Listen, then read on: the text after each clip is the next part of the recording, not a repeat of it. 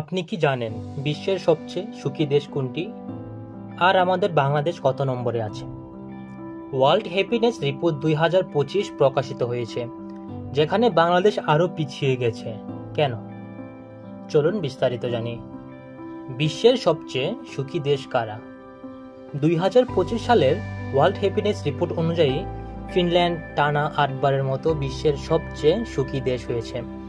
এরপর আছে 1 number Finland, 2 number Denmark, 3 Iceland, 4 Sweden, 5 Netherlands, 6 Costa Rica, 7 Norway, 8 Israel, 9 Luxembourg, 10 Australia. এই দেশগুলো কেন এগিয়ে? কারণ উচ্চমানের স্বাস্থ্যসেবা, বিনামূল্যে শিক্ষা, অর্থনৈতিক স্থিতিশীলতা, দুর্নীতির হার অত্যন্ত কম, পারস্পরিক বিশ্বাস ও সামাজিক সংহতি রয়েছে। বাংলাদেশ কত নম্বরে? বাংলাদেশের অবনতি হয়েছে। বর্তমানে আমাদের অবস্থান 134তম।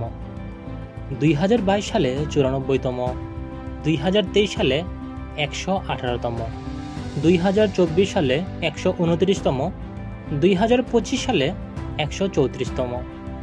বাংলাদেশ কেন পিছিয়ে?